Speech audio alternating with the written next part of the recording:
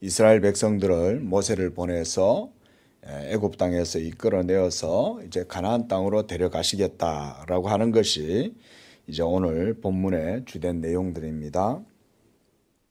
이스라엘 백성들을 하나님께서 애굽으로 보내신 것은 하나님께서 아브라함에게 먼저 약속하신 것이었고, 그리고 하나님이 아브라함에게 약속하신 대로 요셉이 먼저 애굽에 팔려가게 되고, 그리고 여러 가지 일들을 겪은 후에 이제 야곱의 자손들 70인이 요셉이 있는 애굽으로 이제 내려가게 되고, 그곳에서 4대 만에 다시금 그들이 이제 이 가나안 땅으로, 약속의 땅으로 돌아가게 됩니다. 자, 이런 어떤 구조, 이런 스토리 속에 있는 흐름, 구조를 우리가 좀 살펴보는 것이 유익할 것이라 생각이 됩니다. 자, 원래 가나안이 이스라엘 백성들에게 하나님께서 주신 땅이었고, 그래서 그곳에서 그냥 이스라엘 백성들로 하여금 정착해서 살도록 하시면 되었을 텐데, 하나님은 굳이 이스라엘 백성들을 애굽으로 내려가게 하신 거예요. 섭리 가운데. 그렇게 해서 그곳에서 또 4대 만에 다시금 돌아오게 하시는데, 그 애굽에서 고통을 당하도록 하나님이 4대라는 시간 동안, 400년이라는 시간 동안 그곳에서 이스라엘 백성들로 하여금 종살이, 노예살이를 하도록 내버려 두시는 것이죠. 자, 왜 하나님은 이런 어떤 스토리 라인을 이렇게 설정하셔가지고 이렇게 하셨을까? 뭐 때문이겠습니까? 이것은 바로 하나님의 뜻을 이스라엘 백성들을 통해서 나타내 보이시려고 그렇게 했겠죠.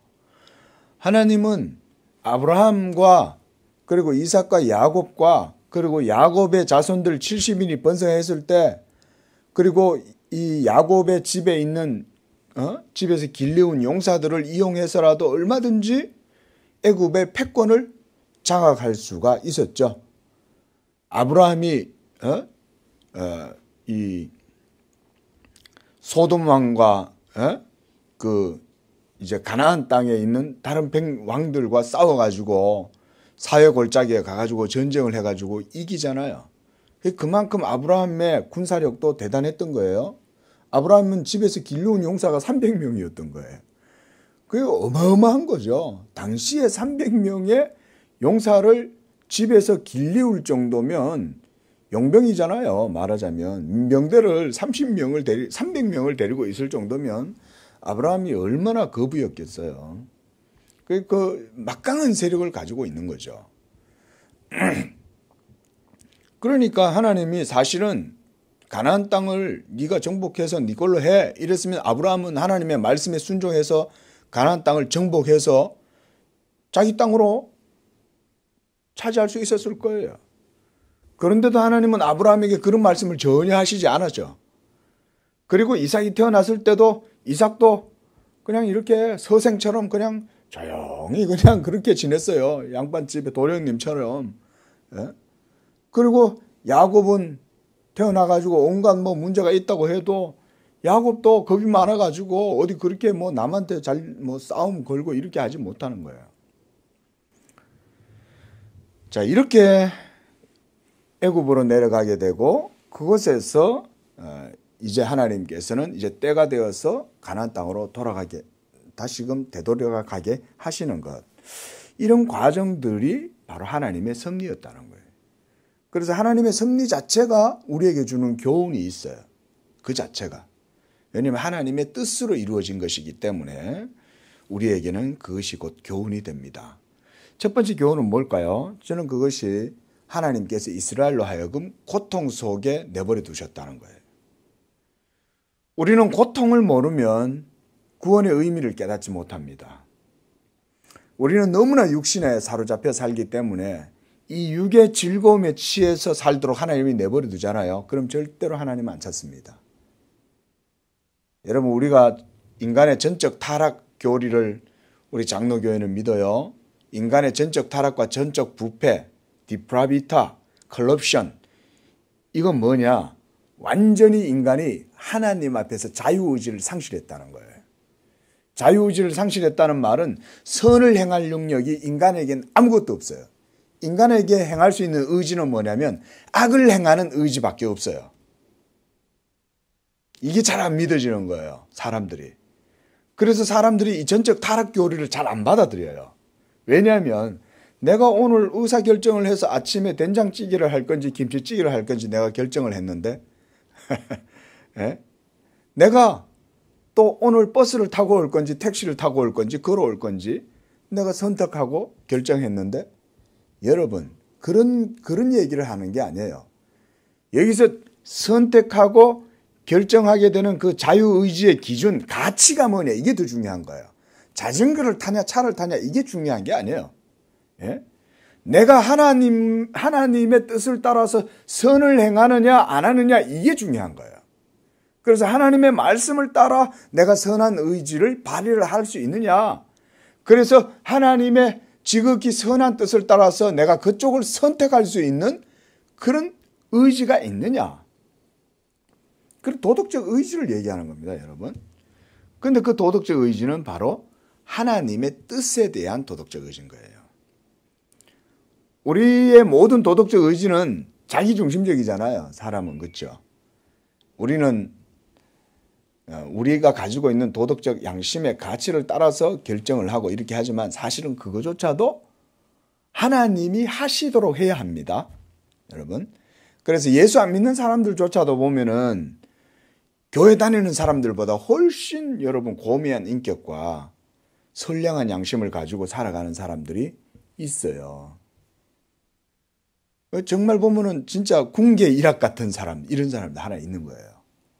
어떻게 저런 사람이 있지? 저런 걸 볼 때 인간에게는 선한 의지가 있나 보다. 이렇게 생각을 해서 성선설을 주장하잖아요. 그런데 기독교에서 성경은 그렇게 안 봅니다. 성경은 간혹 가다가 그렇게 선하고 착한 행실로 정말 많은 사람들에게 모범이 될 만한 사람이 있다 할지라도 그런 사람도 하나님의 특별하신 은혜로 그렇게 선을 행한다 이렇게 말합니다. 그런 사람 있잖아요. 몇백억 벌어가지고 그리고 행상을 해가지고 평생 모은 몇 억을 가난한 사람들에게 기부하고 여러분 그게 돈이 있어도 못하잖아요. 그 어떻게 그런 일이 일어나겠냐. 그런 사람은 천국 가야 되지 않겠냐. 그래서 그런 생각을 하는 거예요. 나라를 구한 이순신 장군은 천국에 가야 되지 않냐. 여러분 그렇게 이순신 장군이 그렇게 용기와 기력을 담력을 내가지고 명랑해전에서 이기고 23번의 해전에서 모두 다 승리를 한 것도 여러분 이순신 장군 자체가 아니라 하나님께서 이 한반도에 뜻이 있어서 그랬다고 보시면 되는 거예요. 안 그랬으면 이 나라가 어떻게 되겠어요? 완전히 일제화가 돼버리면 이 나라는 전부 다 히라가나 가타카나 쓰고 사는 거예요. 그때 이후로. 그렇죠? 그런데 하나님이 이 나라의 조선 반도의 역사를 하나님께서 미리 다 아시기 때문에 이순신이라는 무명의 한 사람을 이렇게 세워가지고 우리나라 남해를 다 지키게 해서 결국은 왜구가 이 나라를 점령하지 못하도록 하신 거죠. 그런 용기를 누가 주셨냐? 하나님이 그것도 주신 거예요. 심지어 이순신은 반란을 일으켜갖고 자기가 완전히 연약한 왕을 폐위시키고 자신이 정권을 잡을 수도 있었어요. 이순신은. 이성계가 그렇게 했잖아요. 이성계가 고려를 그래서 폐하고 나라를 세운 거 아닙니까? 조선을. 위화도 해군을 해가지고. 그걸 따지면 이순신도 그렇게 할 수 있었던 거예요. 그런데 이순신은 신은 오로지 이러면서 선한 의지로 하자. 얼마나 여러분 의리가 있고 선해요. 그죠? 충신이잖아요. 자기를 왕이 그렇게 괴롭히고 옥에도 집어넣고 간신들의 말을 듣고 그렇게 했는데도 이순신은 끝까지 충절을 지키면서 나라를 위해서 자기 몸을 다 바쳤죠. 정말 훌륭한 사람이잖아요. 여러분 그런 것 자체도 하나님의 섭리로 보면 하나님이 그렇게 하시는 거예요. 자, 이렇게 보면 애굽에 있는 내 백성의 고통을 분명히 보고 7절에 하나님이 이걸 모르셨냐고요. 다 알았거든요. 미리 하나님은 그 얘기를 다 해주신 거예요. 그렇죠? 그래서 아브라함한테 하신 말씀이 그거였잖아요. 400년 동안 종살이 하리라. 종살이 한다는 거 하나님이 미리 다 아신 거예요, 여러분. 근데 지금 다 아시는 가운데 이제 모든 역사를 하나님이 풀어나가시는 거예요. 결국 뭡니까? 하나님은 다 아시지만 우리는 시간 역사 속에 하나님의 섭리와 경륜과 하나님의 뜻을 이루기 위해서 우리는 시간 역사 속에서 삶을 살아가는 거예요, 여러분. 중요한 건 그 하나님의 섭리와 주권 속에 우리가 은총을 입었느냐 안 입었느냐, 이게 이제 중요한 겁니다, 여러분. 그렇죠? 지금 이 시간 우리가 예수님을 믿고 믿음으로 하나님의 말씀을 따라 살아가는 삶을 살겠다라고 이렇게 믿음으로 나와서 하나님을 예배하고 있잖아요. 그럼 이 자체가 벌써 하나님의 은총이 벌써 있는 거예요. 누가 여러분 이 시간에 집에서 쉬고 놀러가고 TV 보고 유랑 다니고 레저 즐기고 이러고 살지 안 그렇습니까? 그런데 이렇게 우리가 여기서 여호와의 이름을 부르고 하나님의 말씀을 듣고 하나님을 예배하고 하나님을 기리고 하나님을 찬미하고, 생각해 보세요. 이것처럼 하나님이 보시기에 선한 게 없죠. 할렐루야. 예배 드리는 것만큼 하나님 앞에 영광되는 게 어디 있어요. 근데 그게 우리가 인간적인 눈으로 보면 세상 사람들이 우리를 볼 때는 전혀 무익한 일을 하고 있는 거예요. 거기 뭐 밥이 나와 떡이 나와 뭐가 나와, 그거 앉아가지고 말씀 듣는다고 그게 뭐 좋아, TV에서 뭐 영화나 보러 다니고 그러지, 이렇게 할 수 있겠지만 여러분, 실제로 중요한 가치는 보이지 않는 그 하나님, 영이신 하나님께 영광을 돌리고 예배 드리는 것, 사실 이게 더 중요하다고 생각하는 거잖아요. 자, 여러분, 이렇게 우리 타락한 백성들은요 전적으로 부패했습니다, 여러분. 그래서 원래 기독교인들의 경건의 첫 번째가 뭐냐면 인간의 전적 타락을 알아야 예수를 그만큼 확실히 믿어요. 내 안에 어느 정도 선이 있다라는 생각을 하잖아요. 그러면 예수를 그만큼 안 믿어요. 내가 어느 정도 할 수 있는데, 내 힘으로 할 수 있는데, 뭐 이런 생각을 가지고 있으면 그만큼 간절히 하나님께 기도하거나 하나님을 찾지 않습니다. 그래서 하나님이 이스라엘 백성들한테 이제는 고통을 주시는 거예요. 아브라함에게 이미 이 땅을 주겠다고 약속해 놓으시고도 하나님은 400년 후에 이스라엘 백성들에게는 고통을 주시는 거예요. 일부러 애굽에 내려가서 훈련을 시키는 거예요. 애굽의 풀무불 속에서. 그래서 400년 동안 고통을 하고 소외를 당하고 멸시를 당하고 무시를 당하고 핍박을 당하고 그렇게 사는 동안 그들의 부르짖음이 커지는 거예요. 그게 7절 얘기인 거예요. 그래서 7절에 이렇게 말씀합니다. 내가 애굽에 있는 내 백성의 고통을 분명히 보고 그들이 그들의 감독자로 인하여 부르짖음을 듣고 그 근심을 내가 알았다, 이렇게 말하죠. 이 말은 하나님이 미리 다 아심에도 불구하고 이제 그 백성의 고통의 때가 찬 거예요. 모든 것은 하나님의 때가 있는 줄로 믿습니다. 고통의 때가 차야 돼요. 그게 하나님은 이미 영원 전부터 다 아신 거예요. 400년이 되면, 아브라함 이후에 400년이 차야 그 때가 될 거다. 그리고 또 한 가지가 있습니다. 그렇게 함으로써 하나님은 애굽의 거만함도 치십니다. 우리가 여기서 벌써 하나님의 역사의 측면을 이런 데서 볼 수가 있어요. 이스라엘 백성을 건져내실 때 하나님은 그들의 고통과 부르짖음을 듣고 그들을 이끌어내실 때 애굽의 교만함을 동시에 하나님이 심판을 하세요. 또 하나가 있죠. 이스라엘 백성들이 가나안 땅에 들어가면 또 어떤 일이 일어납니까? 이제는 가나안 땅 400년 동안 가나안 땅에 범람하고 있는 온갖 이방의 흉측한 우상들과 신들과 이런 것들을 하나님께서 다 타파하시는 거예요. 이제 이스라엘 백성들을 그 땅에 들어가게 하는 거예요. 그래서 8절에 보면 하나님께서 일일이 거명하는 거예요. 가나안 족속, 헷 족속, 아모리 족속, 브리스 족속, 히위 족속, 여부스 족속, 이 족속들을 내가 모두 다 쫓아내고 너희로 하여금 그곳에서 살게 하겠다, 그 말씀인 거예요. 자, 이런 것 속에서 벌써 우리는 하나님의 섭리를 벌써 이렇게 예단을 할 수가 있어요. 아, 이스라엘 백성이 들어가면 이제 그 땅은 야단이 나겠구나. 그래서 8절에 보면 하나님이 이렇게 말씀하죠. 내가 내려가서 그들을 애굽인의 손에서 건져내고 그리고 그들을 그 땅에서 인도해서 아름답고 광대한 땅, 젖과 꿀이 흐르는 가나안 땅으로 내가 이끌고 가겠다. 하나님의 의지가 분명히 드러나죠. 예? 이끌고 하나님이 데리고 가시겠다는 거예요. 자, 여러분, 모세가 광야 40년 동안 이스라엘 백성들이 지도자긴 했지만 누가 그들을 가나안 땅으로 데리고 들어갑니까? 하나님이 하시는 것이죠. 만나 먹여주고 낮에 구름 기둥, 밤에는 불 기둥, 그렇죠? 예? 메추라기도 먹여주시기도 하고 반석에서 물이 나게도 하시고 이렇게 해서 그 광야 40년을 하나님이 데려가시는 거예요. 이 8절을 보면 내가 내려가서 그러잖아요. 하나님이 하시겠다는 거예요. 하나님이. 이 얘기를 지금 누구한테 하시는 거예요? 모세한테 하고 있잖아요. 그러니까 모세야, 네가 하는 거 아니야. 내가 내려가서 내가 내 백성들의 고통을 듣고 내가 내 백성들의 근심을 알고 부르짖음을 듣고 내가 내려가서 그들을 이끌고 들어가겠다. 그러니 너는 나를 믿고 가라, 이 얘기인 거예요. 9절 보세요. 이제 가라. 이제 가라. 그러니 이제 가라는 거예요. 모세가 광야에서 40년 동안 생활을 하다 보니까 완전히 사람이 이제는 완전히 파김치가 늘어나듯이 다 된 거예요. 이제 묵은지가 아예 된 거예요. 모세가.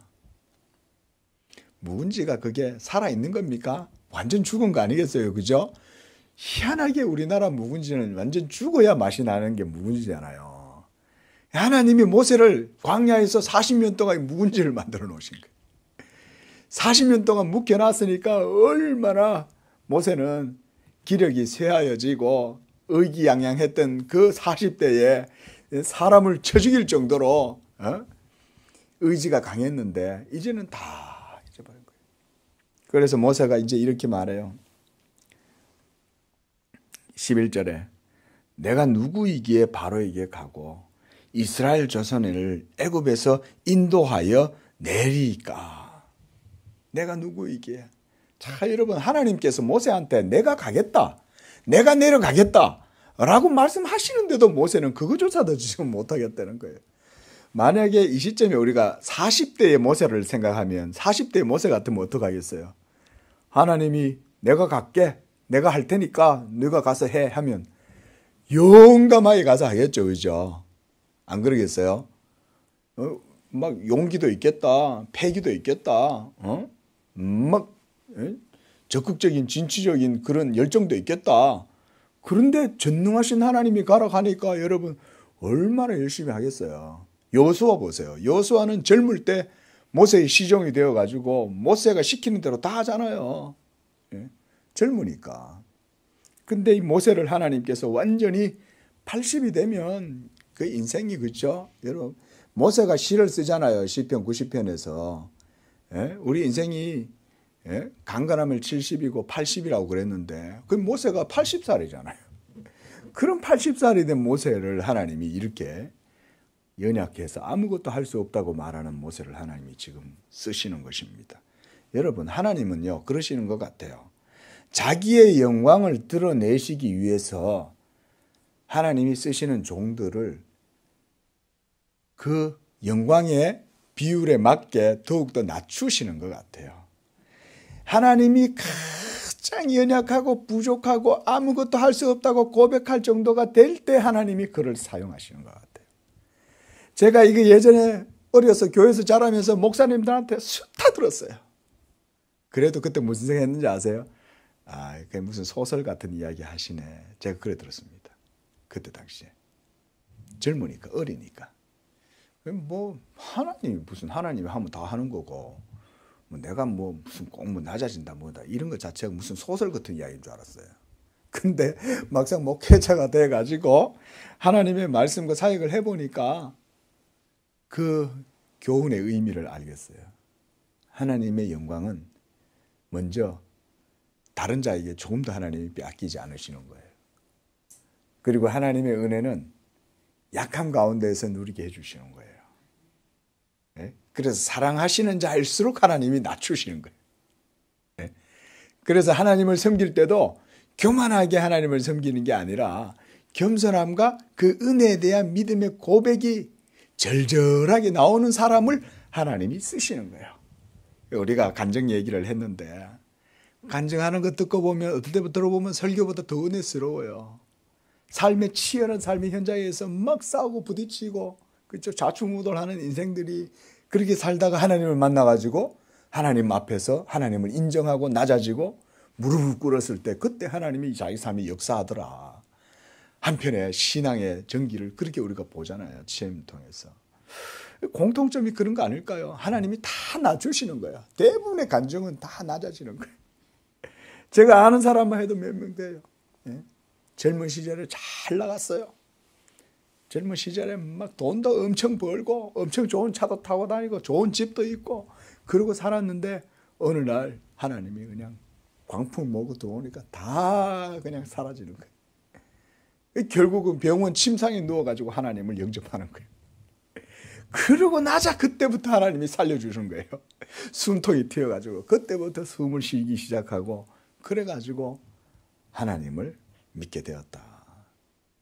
하나님을 만난 사람 대부분 그래요, 여러분. 왜냐하면요, 우리는 교만하기 때문에 하나님이 우리를 꺾어서 낮추지 않으면 절대 하나님을 믿지 않습니다. 그래서 하나님을 잘 섬기도록 이렇게 이스라엘 백성들을 애굽에 내려가서 고통 가운데 내버려 두는 거예요. 10절에 내가 이제 너를 바로에게 보내고 너에게 내 백성 이스라엘 자손을 애굽에서 인도하여 내게 하리라. 그 모세가 이제는 도리어 이제 막 용기를 잃어버리고 이제는 자기 자신이 할 수 없다는 이런 자기 부정의 단계가 이게 충분히 이제 숙성이 된 거예요, 모세가. 그러니까 내가 할 수 없다는 거예요. 하나님 저는 할 수 없습니다. 할 수 없습니다. 자, 여러분. 하나님이 말씀하지 않을 때는 항상 낮아지는 거예요. 가만히 낮아지는 게 중요해요. 그래서 우리가 힘이 있을 때 조심해야 된다. 이런 말이 있잖아요. 그 말은 맞는 말입니다, 여러분. 힘이 있을 때 그 열정과 패기를 가지고 막 나댈 때는 신나서 뭔가 이루어질 것 같지만 그것으로 인해서 도리어 문제는 뭐냐? 하나님의 영광을 깎아먹는 거예요. 그런데 겸손하고 낮아지면 그걸 통해서 하나님의 영광이 드러나게 되는 것입니다. 자, 이렇게 모세가 자기 부인의 신앙으로 나아올 때 하나님은 모세를 격려해요. 내가 반드시 너와 함께하리라. 내가 반드시. 우리 성도님들에게도 우리 하나님이 반드시 함께하시는 줄로 믿으시기 바랍니다. 하나님은 함께하십니다. 우리가 믿음이 없어서 그렇지 하나님은 함께해요. 자, 여러분 지금까지 일생을 살아오시면서 지구가 한 번이라도 여러분들을 배신한 적이 있습니까? 이 온 우주 자연 만물이 여러분을 한 번이라도 배신한 적이 있습니까? 그거는요 하나님의 신실함을 보여주는 거예요. 하나님은 한 번도 우리를 배신 안 하세요. 그리고 네가 그 백성을 애굽에서 인도하여 낸 후에 이 산에서 하나님을 섬기리라. 이것이 내가 너를 보낸 증거다. 이 산에서 하나님을 섬길 것이다.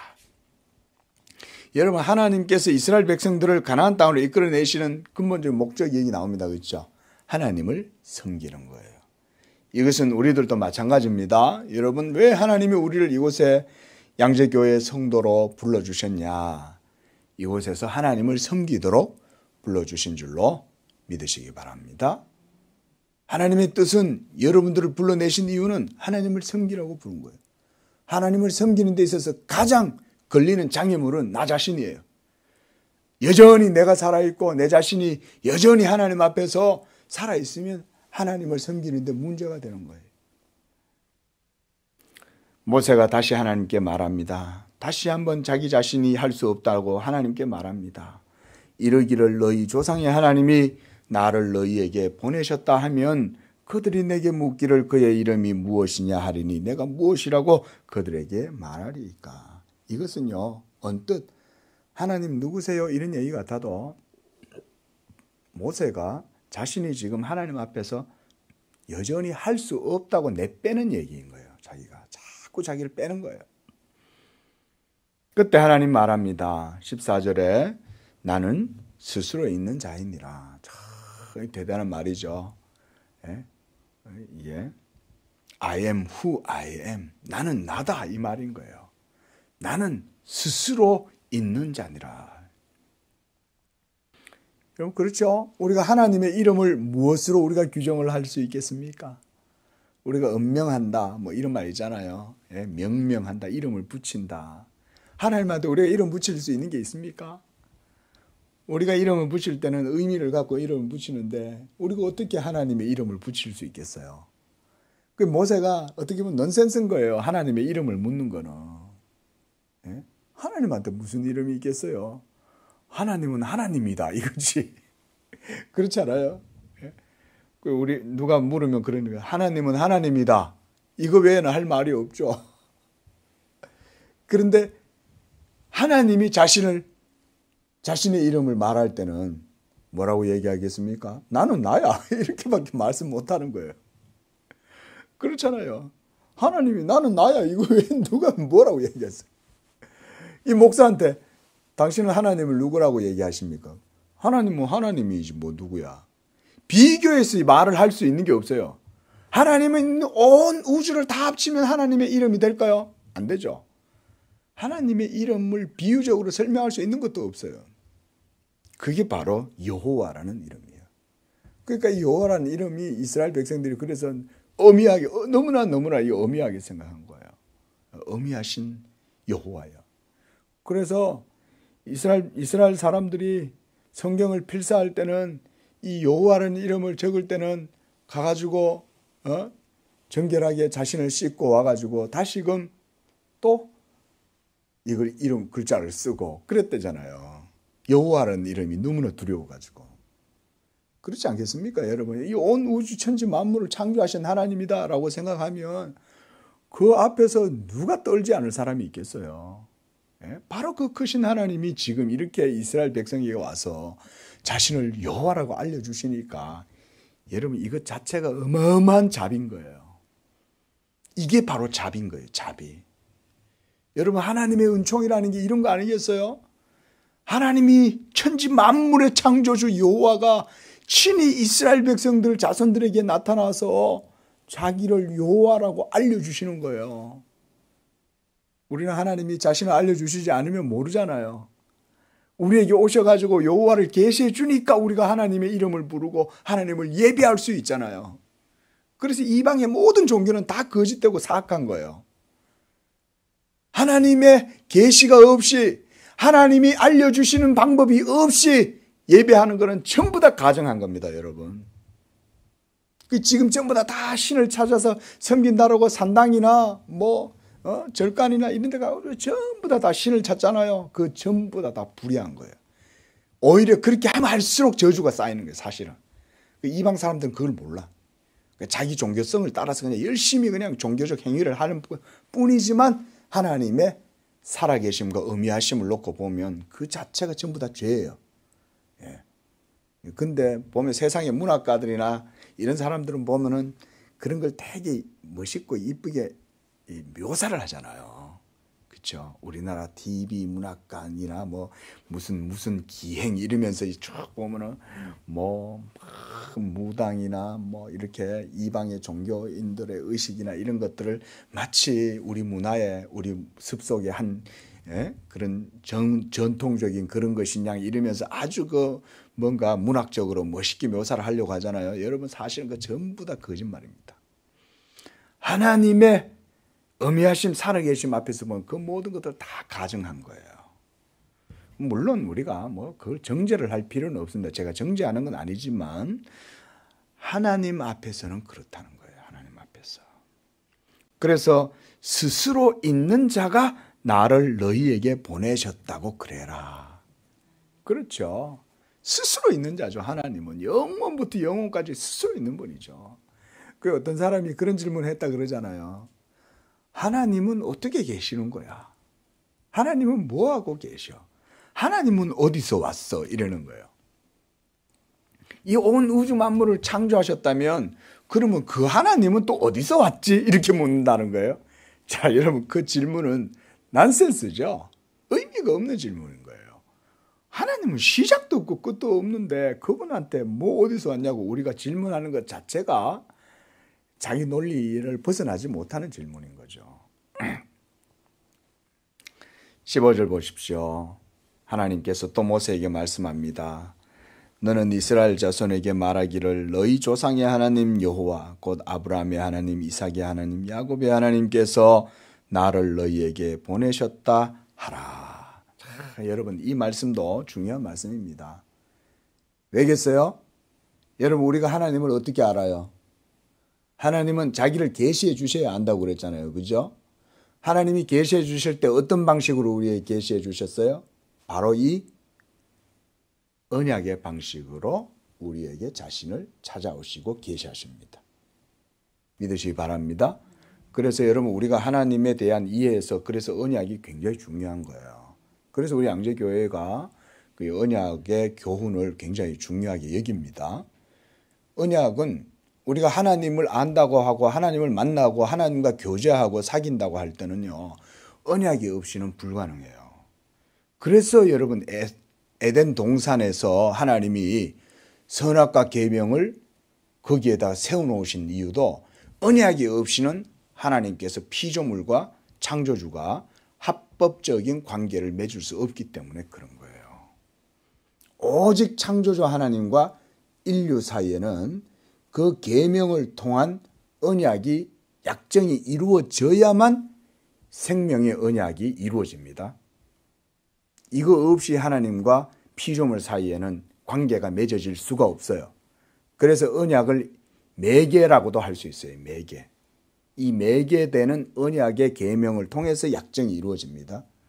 그러니까 아담과도 하나님께서 약정을 통해서 관계를 맺으셨는데 타락한 인류와 다시금 하나님께서 관계를 맺으신다면 당연히 이 매개되는 언약이라는 게 있어야 되는 거예요.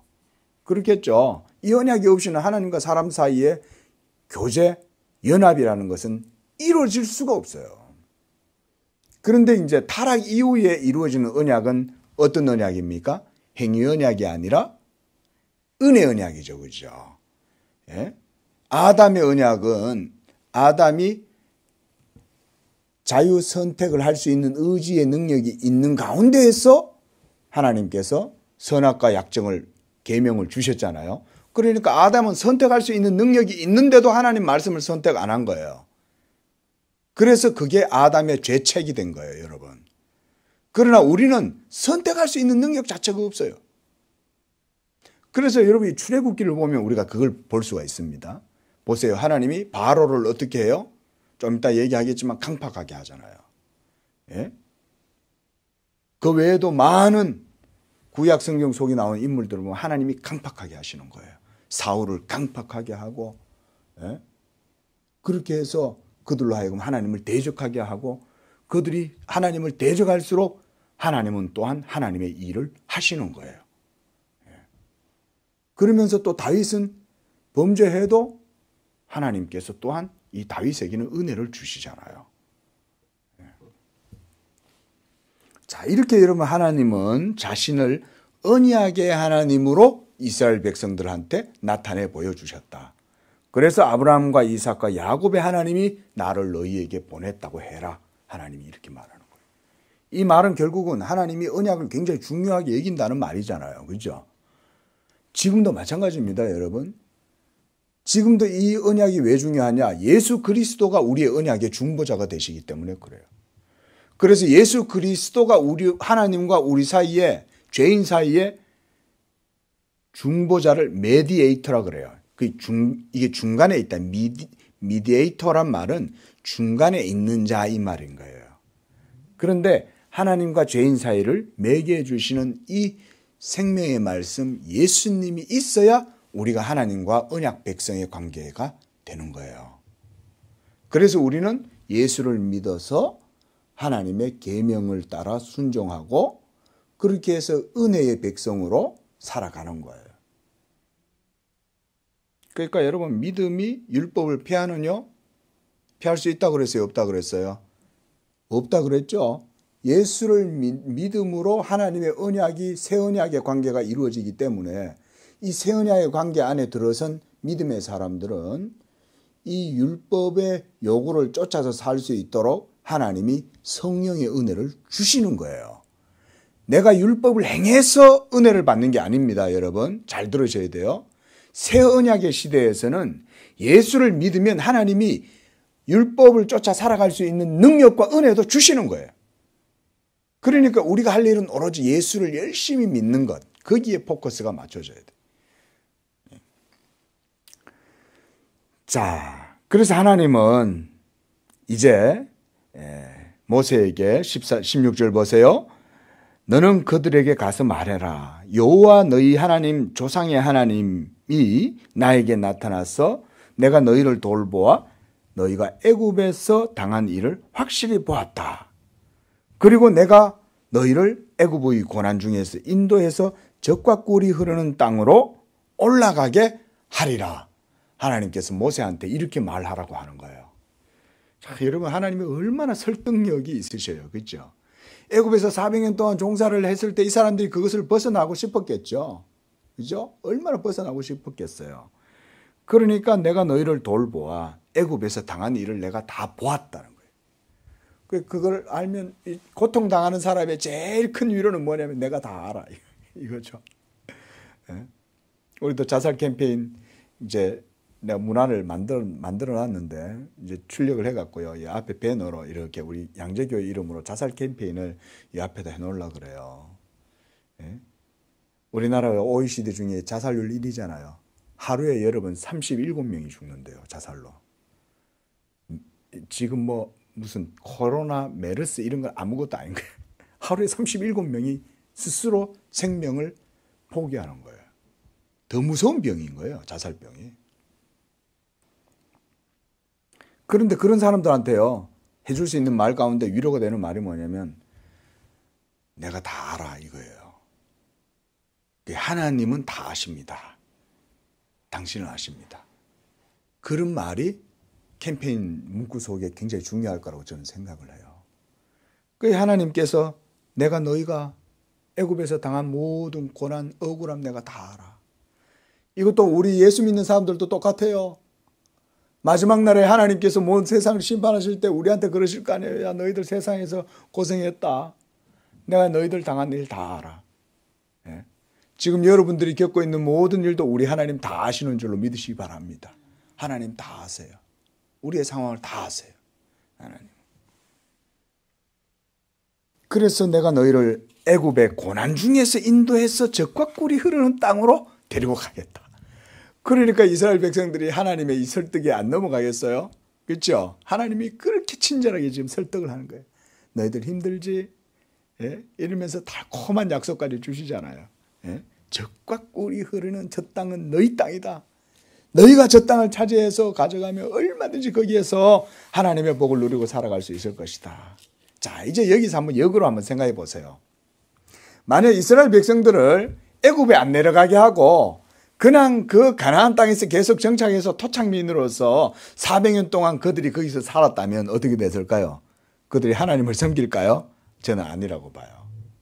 도리어 가나안 백성들과 통혼하고 섞여서 잡족이 되고 그렇게 해가지고 온갖 이방에 더럽고 저주받을 그런 우상과 가증한 신들을 섬기면서 완전히 이스라엘이라는 정체성 자체가 사라져버리는 거예요. 여러분 이런 의미에서 고난은 하나님의 약이에요. 하나님은 이스라엘 백성들이 애굽에서 고통당함으로 인해서 도리어 정체성이 유지가 되게 해준 거예요. 하나님의 언약을 잊지 않게 해주는 거예요. 그렇게 해서 하나님의 약속의 말씀 가나안 땅을 믿음으로 바라볼 수 있도록 하나님이 그들을 오히려 지켜주신 거예요. 고통은 당하는 사람 자신에게는 쓰고 괴롭지만 그것을 통해서 하나님의 뜻을 생각할 수 있도록 하나님이 섭리를 하셨다는 것이죠. 이건 오늘날도 마찬가지입니다. 여러분, 우리가 예수 믿는 것도요, 육신의 평안함이 있으면은 예수 안 믿습니다. 하나님한테 기도 안 합니다. 평안하면. 해보세요. 절대 안 합니다, 우리는. 목사도요, 편안하면 기도 안 합니다. 자기 배를 위해서 기도한다 그러면 기도 한 척은 해도 기도 안 합니다. 하나님의 섭리이신 줄로 믿으시기 바랍니다. 모든 것은 하나님의 섭리예요. 18절에 그러면 그들이 너의 말을 들을 것이다. 너는 그들의 장로들과 함께 애굽 왕에게 말해라. 자, 여기서 하나님은요, 모세 혼자 가서 얘기하라 하지 않고 장로들을 데리고 가라 그래요. 이때 당시에 장로들은 아무래도 엘더들이니까 그 부족의 족장들의 대표들이겠죠. 그렇죠? 12지파들이 있었으니까. 13지파죠. 이때 당시에. 그래서 그들 모두의 장로들, 부족의 장로들을 데리고 가서 애굽 왕한테 말해라는 거예요. 그래서 히브리 사람의 하나님 여호와가 우리에게 임하셨은즉 우리 하나님 여호와께 제사를 드리러 하오니 사흘길쯤 광야로 나가도록 허락하소서. 참 우리를 내보내 달라, 이제 이 얘기를 하는 거죠. 그 목적이 뭐예요? 하나님을 예배하러 나가겠다. 이건 하나님의 청구예요. 이스라엘 백성의 청구가 아니라 사실상 이것은 하나님이 하나님 자신을 위해서 이스라엘 백성들을 애굽 왕에게 지금 청구하고 있는 거예요. 하나님께서. 그 결국은 하나님이 제사를 받으려고 부르는 거다. 정당하게 이 얘기를 하나님께서 바로에게 하라는 것이죠.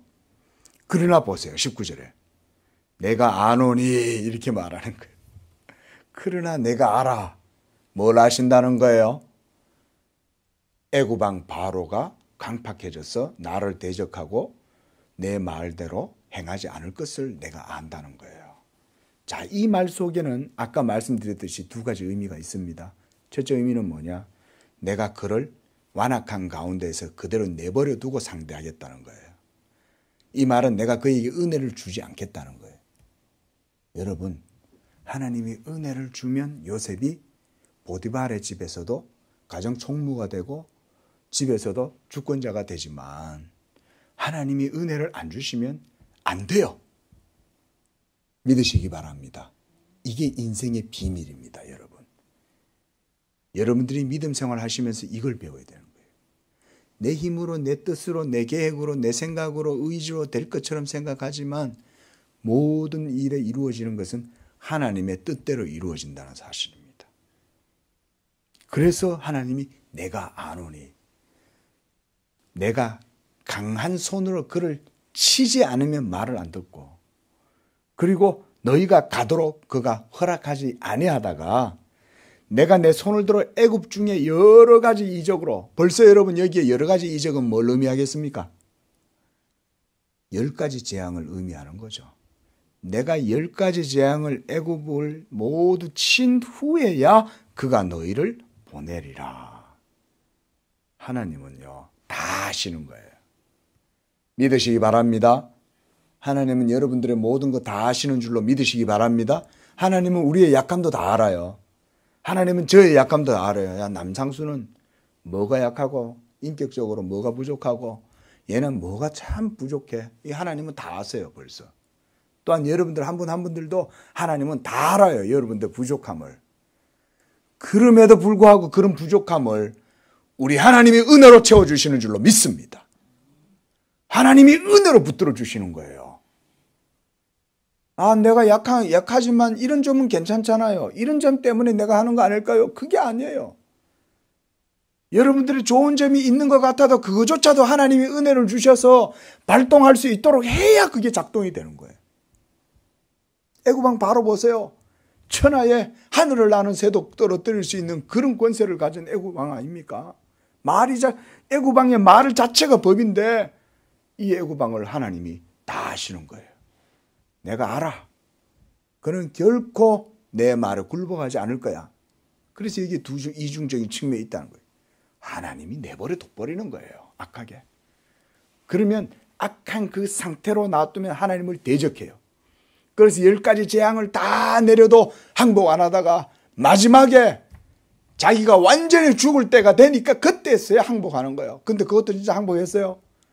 그것도 진짜 항복 안 했잖아요. 그래서 홍해까지 쫓아와가지고 결국은 홍해 물 속에 빠지 막 죽을 줄도 모르고 불나방처럼 불 속에 달려들다 죽잖아요. 여러분, 그게 바로 전적으로 타락하고 부패한 우리 인간의 본성입니다. 자, 21절 보세요. 그러나 내가 이스라엘 백성 너희들에게는 뭘 주신다는 거예요? 은혜를 입히게 하리라. 하나님이요, 이스라엘 백성들에게, 애굽 사람들에게 은혜를 입도록 하겠다는 거예요.